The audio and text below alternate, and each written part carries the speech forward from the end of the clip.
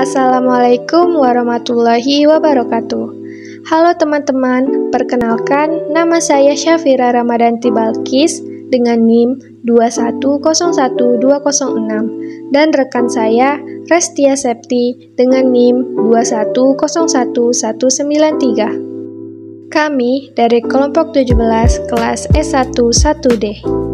Nah, di video kali ini kami akan membahas tentang jaringan pembuluh, yaitu jaringan xilem dan jaringan phloem. Video ini dibuat untuk memenuhi tugas kelompok mata kuliah Botani Farmasi dengan dosen pengampu, yaitu Bapak Apoteker Hayul Fadli, Magister Sains. Baiklah, langsung saja kita masuk ke pembahasannya. Yang pertama, kita akan membahas apa itu jaringan pembuluh?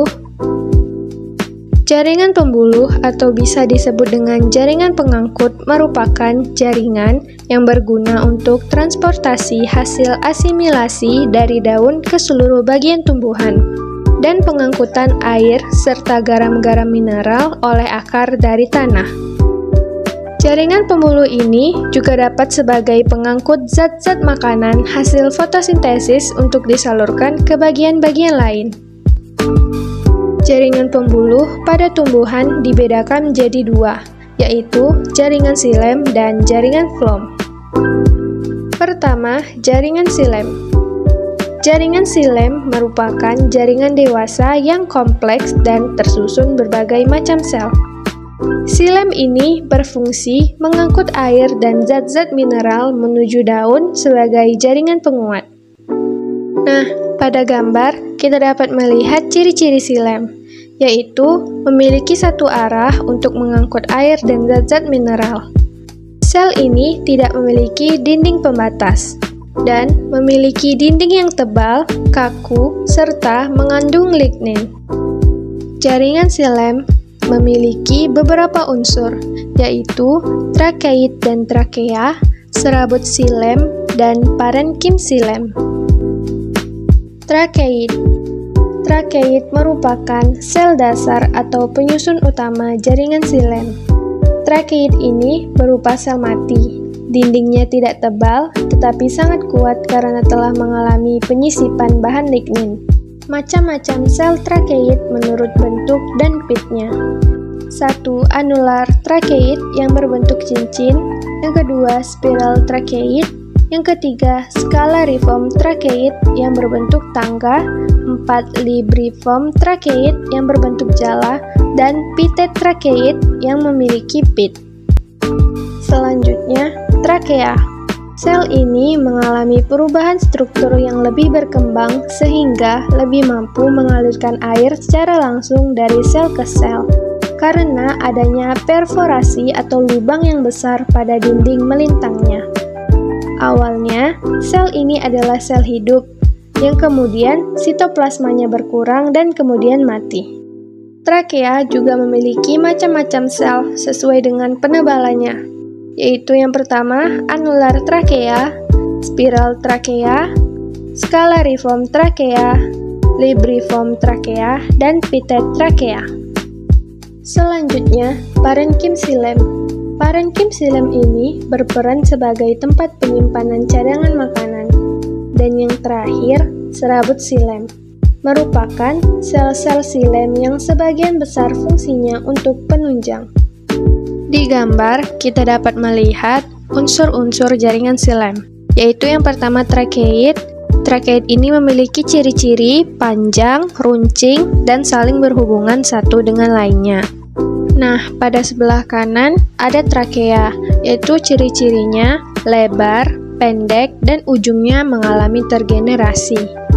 Nah, selain itu ada serat trakeit dan buluh kayu. Semuanya berperan untuk pengangkutan air dan bahan mineral. Yang kedua adalah jaringan phloem. Jaringan ini sebagai jaringan pengangkut bahan organik. Fungsinya yaitu mengangkut hasil fotosintesis, terutama gula sukrosa, dan zat-zat lain dari daun menuju bagian-bagian tubuh tumbuhan lainnya.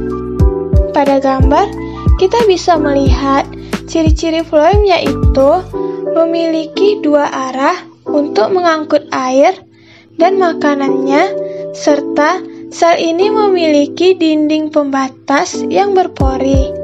Jaringan floem ini terdapat pada bagian kulit kayu. Jaringan floem ini memiliki beberapa unsur, yaitu sel tapis dan bulu tapis, sel pengiring, parenkim floem, dan serabut floem. Sel tapis. Sel tapis ini merupakan sel-sel floem yang hanya terdapat pada tumbuhan Peridophyta dan Gymnospermae. Selanjutnya yaitu bulu tapis. Bulu tapis merupakan sel-sel floem yang terdapat pada Angiospermae, tersusun dari sebaris sel yang memanjang dari atas ke bawah, di mana pada dinding melintangnya mengandung perforasi berupa kompon sheath plate. Selanjutnya yaitu sel pengiring. Sel pengiring atau companion merupakan sel-sel floem yang hidup terbentuk bersama-sama dengan sel floem lain. Parenkim floem. Parenkim floem merupakan jaringan dasar yang terdapat pada floem, tersusun dari sel-sel parenkim yang hidup. Yang terakhir yaitu serabut floem. Serabut floem merupakan sel-sel yang berfungsi menunjang pada floem tampak sebagai jaringan sklerenkim berdinding tebal dan selnya sudah mati. Nah, pada gambar kita dapat melihat ada di mana saja sel-sel penyusun jaringan floem. Semuanya ini berperan nanti dalam pengangkutan hasil fotosintesis dari daun menuju bagian tumbuhan lainnya yang membutuhkan. Dan selanjutnya yaitu perbedaan jaringan xilem dan floem. Jaringan xilem berfungsi mengangkut air dan unsur hara dari akar dan daun.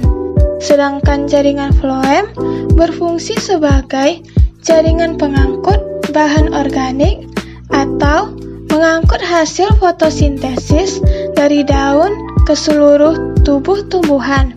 Jaringan xilem, pembuluh kayu berada di bagian dalam, sedangkan jaringan floem, pembuluh tapisnya berada di bagian luar. Jaringan xilem, selnya tidak memiliki dinding pembatas, sedangkan jaringan floem, sel memiliki dinding pembatas yang berpori. Itu saja yang dapat kami sampaikan. Kurang lebihnya kami mohon maaf. Assalamualaikum warahmatullahi wabarakatuh.